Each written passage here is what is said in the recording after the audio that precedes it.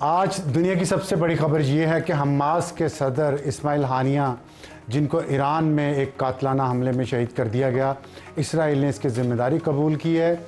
आज उनका जनाजा था कतर में और इस पर हम बात करेंगे अपने प्रोग्राम के दूसरे हिस्से में।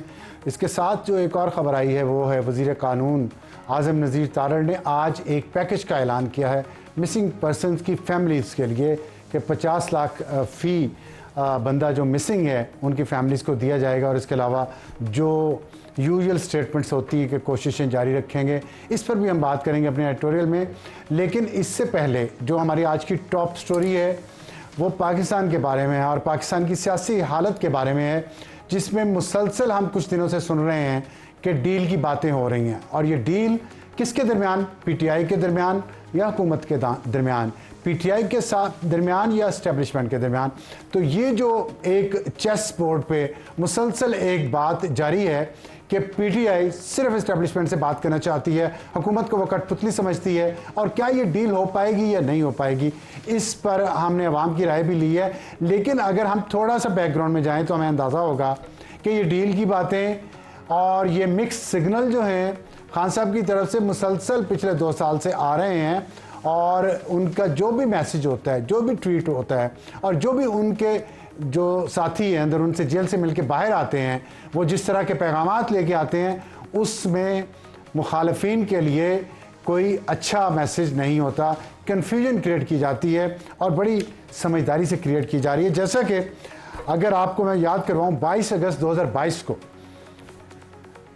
जबकि अदम एतमाद कामयाब हो चुकी थी और शहबाज शरीफ पीडीएम के प्राइम मिनिस्टर थे, उस वक्त जनरल बाजवा और इमरान खान के दरमियान पहली मुलाकात, खुफिया मुलाकात हुई अवान सदर में। सदर आरिफ अलवी थे, लेकिन जलसों में खान साहब उनको मीर जाफ़र और मीर सादिक से तशबीह दे रहे थे और उन्हें कह रहे थे कि उन्होंने मुल्क से गद्दारी की है।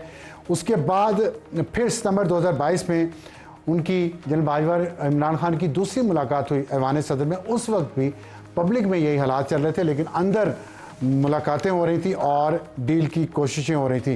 फिर 16 मार्च 2023 को और खान साहब ने कहा कि जमहूरियत के लिए किसी से भी बात करने के लिए तैयार हैं। फिर 12 जून 2023 को उन्होंने कहा कि मुज़ाकरात सिर्फ आर्मी चीफ से करूँगा, वज़ीर आज़म शहबाज शरीफ से नहीं। और ये उन्होंने मीडिया से बात की अदालत पेशी के मौका पर। फिर 27 अप्रैल 2024 इलेक्शंस के बाद इमरान खान ने पार्टी क़यादत को सियासी जमातों और इस्टेब्लिशमेंट के साथ मुज़ाकरात की इजाज़त दे दी। शिबली फ्राज ने यह तस्दीक की है।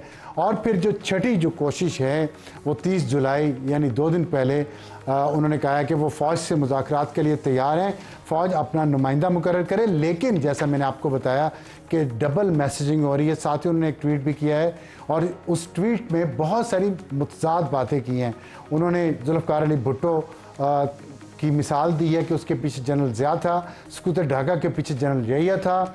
लेकिन परवेज़ मुशर्रफ का जिक्र गोल कर गए हैं, क्योंकि परवेज़ मुशर्रफ के रेफरेंडम में खान साहब खुद उनका साथ दे रहे थे। और फिर वो कह रहे हैं कि फ़र्द वाहिद इदारा नहीं होता, घर का कोई बच्चा बिगड़ जाए तो उस पर इस्लाह की गर्ज से तनकीद की जाती है और ये जमहूरियत का हुस्न है। फिर उन्होंने कुछ इल्ज़ामात लगाए हैं IG पे मोहसिन नकवी से, और फिर आखिर में उन्होंने कहा है कि हाँ, इस कठपुतली हुकूमत की बजाय असली फैसला साज फ़ौजी क़यादत के साथ मुज़ाकरात को तरजीह देते हैं और हमने महमूद खान अचकज़ई को मुज़ाकरात का मैंडेट दिया है। फ़ौजी क़यादत अपना नुमाइंदा मुकर्रर करे तो हम मशरूत मुज़ाकरात के लिए तैयार हैं। तो क्या डील हो रही है, ये नहीं हो रही? सेनेटर हामिद खान साहब हमारे साथ मौजूद हैं, उनसे बात करेंगे। सीनियर रहनुमा है पाकिस्तान तहरीक इंसाफ के। खान साहब अस्सलाम वालेकुम। वालेकुम सलाम। बताइएगा, डील हो रही है कि नहीं हो रही? ये तो डील का तो कोई सवाल ही पैदा नहीं होता। डील कैसे कर सकती है फौज? सिर्फ फौज का काम ये है कि वो सियासी मामलात में मुदाखलत ना करे और न्यूट्रल हो जाए और मामलात को सियासी तौर पे और आईनी तौर पे हल होने दिया जाए। लेकिन खान साहब तो कह रहे हैं, बात है तो फिर खान साहब ने कोई नहीं कह रहे कि हम कोई फौज के कंधे पे चढ़कर कुर्बानी करना चाहते हैं, ऐसी कोई बात नहीं। ये नहीं कहा, उन्होंने कहा कि मुज़ाकरत करेंगे, अचकज़ई को नामजद किया है और उन्होंने कहा हम तो सिर्फ फौज से मुज़ाकरत करेंगे। तो फौज से क्या मुज़ाकरत करेंगे? मुज़ाकरत ये कहें कि आप आईनी हदूद में रहें, आईनी हदूद को तजाविज ना करें। जो इस वक्त आईनी हदूद को इस एस्टेब्लिशमेंट ने तजाविज किया है, जो 8 फरवरी की रात को हुआ है, और जिस तरह से इलेक्शन के रिजल्ट तब्दील किए गए हैं, और अब अगेन इंटरफेरेंस जो हो रही है, मिसाल के तौर पर सुप्रीम कोर्ट का फैसला आ गया है और उस पर इम्प्लीमेंटेशन नहीं होने दी जा रही, और उसके लिए एक कानून बनाने की कोशिश हो रही है सुप्रीम कोर्ट के फैसले को जो है उस अमल दरामद ना होने के लिए। और इसी तरह से जिस तरह से एक जाली हुकूमत बनाई गई है और जिसके पास मैंडेट नहीं है, इन सारी चीजों को सामने रखते हुए हम सिर्फ ये चाहते हैं कि भाई जो आइन कहता है उसके मुताबिक चले। तो जो आइन अब हम ये कहता है कि आर्मी चीफ से सिर्फ मुज़ाकरात किए जाएं और अच्छे गज़ी साहब नुमाइंदा हैं। नहीं, आइन बिल्कुल ये नहीं कहता, और ना ही इन्होंने ये कहा है। ट्वीट है उनका, ये देखिए स्क्रीन पे आप ट्वीट देख रहे होंगे। नहीं, मुझे तो फिर इल्म नहीं है ना, मैं इस चीज को समझता हूँ। आप इसको इंडोर्स नहीं कर रहे, तो ये तो बड़ी अच्छी बात है। नहीं, मैं तो बड़ी क्लियरली जानता हूँ कि हम कोई फौज का सियासी इसमें कोई किसी किस्म का रोल नहीं। तो फिर आप खान साहब को क्या मशवरा देंगे जब खान साहब बार बार ये कह रहे हैं? खान साहब के मशवरे के जो मैं देता हूँ वो मेरे और उनके दरमियान है, लेकिन एक बात सुनिए कि हमारा स्टैंड बड़ा क्लियर है। ये खास तौर पे अप्रैल 2022 के बाद कि हम समझते हैं कि फौज का कोई सियासी किरदार नहीं होना चाहिए और सिर्फ जमहूरियत को आइन के मुताबिक चलने दें। और अभी इस वक्त जो भी हो रहा है, यदि एक जजमेंट जो आ रही है उन पर इम्प्लीमेंट करें और हमें मौका दें ताकि हम मजीद कानूनी कार्रवाई कर सकें, उसको इम्प्लीमेंटेशन हो सके। खान साहब, मैं आपको थोड़ा सा माजी में लेके जाना चाहता हूँ। एक आपको याद है वकला तहरीक की रूह रवां आप थे और आपकी तकरीरें हमारा खून गरमाती थी। उस वक्त भी आपको याद है कि जब सियासी जमातें इकट्ठी हुई तभी जजेस को बहाल करवाया जा सका, और उस वक्त एक मिलिट्री डिक्टेटर की हुकूमत थी।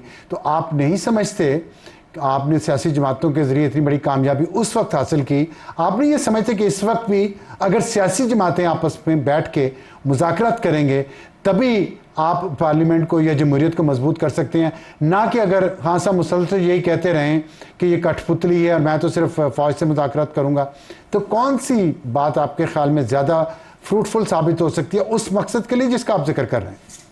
देखिए, उन हालात में आज में बहुत फर्क है। पहली बात तो आपको ये अर्ज करूं कि उस जमाने में जितनी भी सियासी जमातें थी जो हमारे साथ थी, स्वाय एक PMLQ जो कि उस मुशर्रफ के दौर में बनाई गई थी, बाकी सारी जो है वो जमहूरियत की बहाली चाहती थी। इसलिए उन्होंने वकला तहरीक का साथ दिया क्योंकि आइन की बहाली हम सबका मकसद था। अब जो सूरत हाल है वो है 8 फरवरी के बाद जो कुछ किया गया है उसमें जो रिजल्ट जो कौम ने मैंडेट दिया है उसको खत्म करके उसकी जगह की जाली मैंडेट कुछ जमातों को दिया गया है। यानी उस रात जो जीते हुए थे उनको हराया गया और जो हारे हुए हैं उनको जिताया गया था। इसलिए मैं नहीं समझता हूँ कि जो हुकूमतें बनी है, जो 3 सियासी जमातें हैं, बाकी सबसे हम बात करने को तैयार है, PMLN, पीपल्स पार्टी और MQM, जिन्होंने हमारी सीटें चुराई हैं, हम उनसे क्या बात करें? ये आप नहीं समझते ये एक गैर सियासी बात है? क्योंकि यही इल्ज़ाम तो 2018 पे PTI पे भी था, लेकिन फिर भी PTI से दूसरी सियासी जमातों ने मुज़ाकरात की पेशकश भी की और किए भी। तो ये एक गैर सियासी रवैया नहीं, गैर सियासी नहीं, बहुत सियासी है। समझे आप, फर्क है। उस इलेक्शन को सबने कबूल कर लिया था, बेशक वो इल्जाम लगाते रहे और ना सिर्फ कबूल तो आपने भी किया है। KP में हुकूमत है या लीडर ऑफ द ऑपोजिशन है, ट्राइब्यूनल्स में आप गए हुए हैं, सुप्रीम कोर्ट ने आपको सीटें दिलवा दी हैं, तो अभी भी आप निजाम का हिस्सा हैं, तो फिर कैसे कह रहे हैं कि कबूल नहीं किया? नहीं, देखिए, कबूल कहाँ नहीं किया, ये बात सबकी है ना। KP में तो इतनी धांधली हुई है, लेकिन इतनी नहीं। लेकिन पंजाब में तो टोटली रिजल्ट बदल दिए गए हैं और कराची में रिजल्ट बदले गए हैं। अब बात यह है कि हम कब कह रहे हैं कि आप फिलहाल हट जाए, हम सिर्फ ये कह रहे हैं कि अभी एक मामला रिजर्व सीट का है, उस पर अमल दरामद करें। ठीक है। अगली बात हम ये कह रहे हैं कि जो ट्राइब्यूनल्स हैं वो काम करने दिया जाए। इन्होंने लेजिस्लेशन करके काम रोका है ट्राइब्यूनल्स का पंजाब में। ठीक है। तो अच्छा, इसलिए हम तो कोई चीज आइन से बाहर जाना ही नहीं चाहते। खान साहब, ये बात थी कि आप आइन से बाहर नहीं जाना चाहते। आपने कहा कि डील भी नहीं हो रही और मुज़ाकरात खान साहब ने कहा सिर्फ फौज से होंगे। हमने उस पर लोगों की कुछ राय ली। आप ज़रा सुनिएगा, उसके बाद मैं आपसे सिर्फ एक सवाल करूंगा, फिर इसके बाद इजाज़त चाहेंगे। ये सुनिएगा लोग क्या कहते हैं डील के बारे में। क्या लगता है कि खान साहब डील के अंदर डील कर लेंगे? ऐसी कोई बात नहीं है।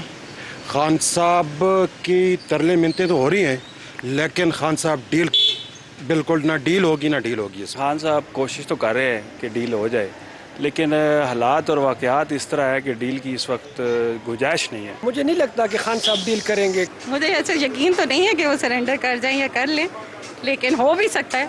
हाँ, डील करनी चाहिए, लेकिन ये पीपल पार्टी और नून लीग के साथ नहीं करनी चाहिए। उनको तो अंजाम तक ना पहुँचे, खुद अडयाला जेल पहुँच के, और मैं किसी से डील और डील नहीं करूँगा, ना डील करूँगा ना किसी को डील दूंगा। इनको अपनी हार नजर आ रहे तो इसीलिए आवाज़ दे रहे लोगों के कि इमरान खान डील कर रहे।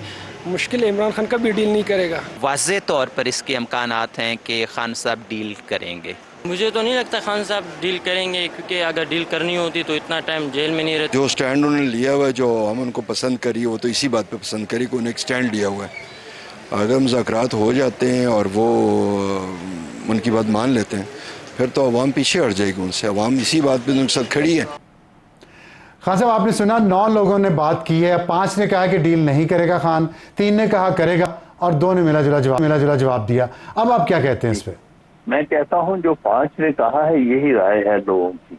और आप याद इमरान खान साहब अगर डील कर लेंगे ना तो फिर उनकी पॉपुलैरिटी ये नहीं रहेगी। जो आखिरी किसी ने बात की है बिल्कुल सही बात की है। लोग इमरान खान के साथ या पीटीआई के साथ इसलिए है कि पीटीआई ने इस वक्त एक आइन के ऊपर और जो हुर्रियत के ऊपर एक स्टैंड लिया है। उस स्टैंड की वजह से कौम और लोग इमरान खान के साथ हैं। ठीक है। अगर इसमें उन्होंने कोई नरमी दिखाई या तब्दीली की तो उससे उनकी पॉपुलैरिटी इफेक्ट हो। बहुत शुक्रिया हामिद खान साहब हमसे बात करने का। तो बात ये हुई कि असल इशू है पॉपुलैरिटी कायम रखना। कौम और आवाम या मुल्क के साथ क्या होता है इसकी परवाह बाद में करेंगे, पहले पॉपुलैरिटी कायम रखें। और एक बड़ी पते की बात खान साहब कह के गए हैं अपनी गुफ्तगू में। उन्होंने कहा केपी में धांधली हुई है लेकिन थोड़ी हुई है, बाकी जगहों पे थोड़ी ज़्यादा हुई है। तो जहाँ थोड़ी हुई है वहाँ अपनी हुकूमत बन गई है, इसलिए वो जायज़ है।